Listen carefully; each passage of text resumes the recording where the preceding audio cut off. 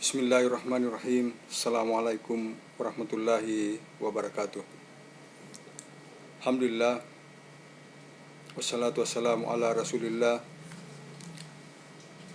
Amma ba'du. Kita lanjutkan perkuliahan kita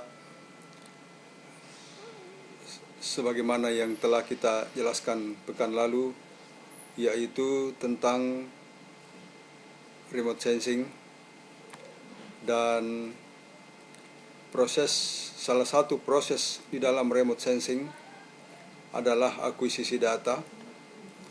Dan di dalam mengakuisisi data, terutama pada aerial remote sensing, maka yang sangat berperan pada kualitas data yang kita hasilkan adalah penerbangan, yang akan kita bahas pada kesempatan kali ini.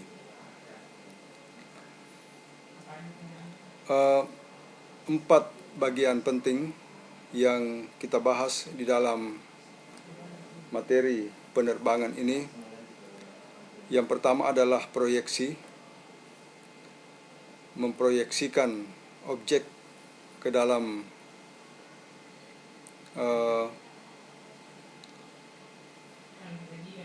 sarana pengumpul data, dan perspektif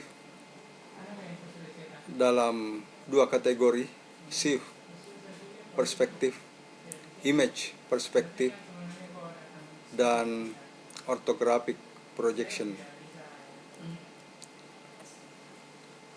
Dalam hal perspektif shift atau shift perspektif, kita lihat di sini bahwa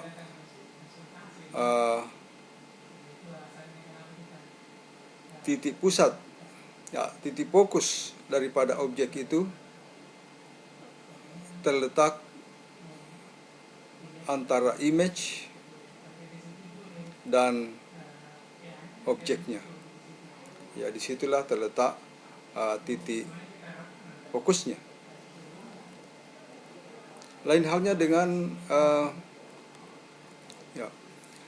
di dalam manifestasi daripada keadaan ini ke dalam instrumen, maka objek yang terletak di sini, misalnya di sini, kemudian ini adalah kamera, ya, simpul objeknya di sini, dan simpul image-nya terletak di sini.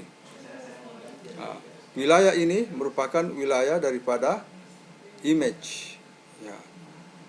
Dan pada saat perekaman, maka image divisualkan ke dalam sarana pengumpul objek di sini.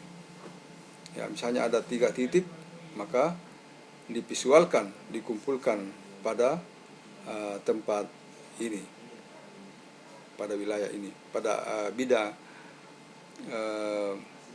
bidang ini. Kemudian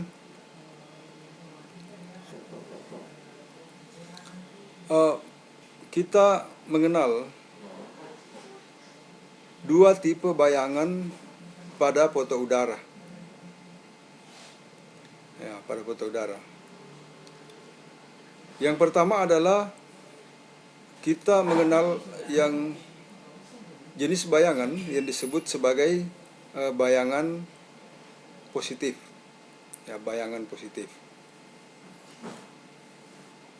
Di mana pada bayangan positif ini titik pusat proyeksinya terletak di belakang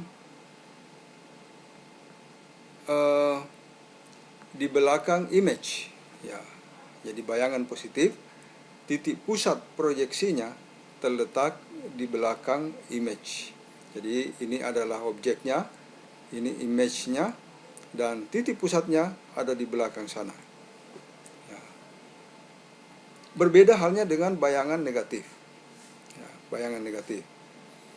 Titik pusatnya terletak antara image, ini image-nya, dengan objeknya.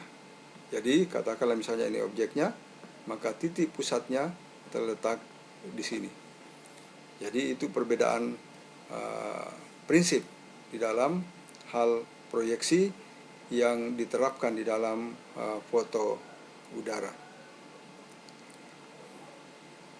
Kemudian lensa.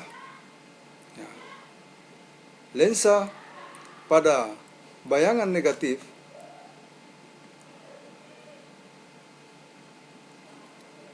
ya, ini adalah bayangan dan ini adalah objeknya. Ya, ini disebut sebagai bayangan negatif. Ya, bayangan negatif karena karena titik pusatnya yang difokuskan di dalam lensa terletak antara bayangannya dengan objeknya. Nah. Kemudian di dalam penerbangan kita mengenal yang namanya stereo, pasangan-pasangan stereo. Jadi pasangan stereo, objek itu bisa kelihatan lebih jelas manakala dia dipasangkan. Jadi suatu gambar bisa jelas apabila dipasang secara berpasangan, berdampingan. Itu namanya stereo pair. Stereo pair. Nah, contohnya seperti ini. Nah, ini adalah pasangan stereo pair. Satu, ini bayangannya, ini bayangan, kemudian ini titik fokusnya. Satu diambil gambar dari arah sini, kemudian dari arah sini, dan ini adalah pasangan stereonya. Ya, stereo pair. Dan ini paling untuk melihat dengan setelah gambar dikumpulkan, biasanya kita menggunakan suatu alat stereotype namanya, untuk melihat secara jelas objek yang telah kita dapatkan dari foto udara.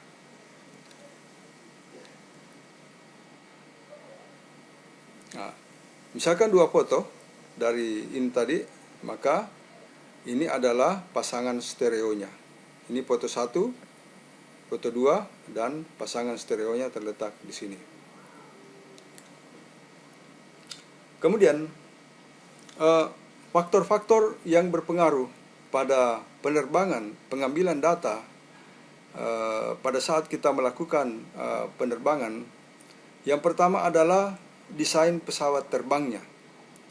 Ya, ini sangat berpengaruh pada kualitas atau resolusi gambar yang kita ambil. Kemudian skalanya juga jelas berpengaruh, dan overlapping, ya, overlapping dua bidikan, ya.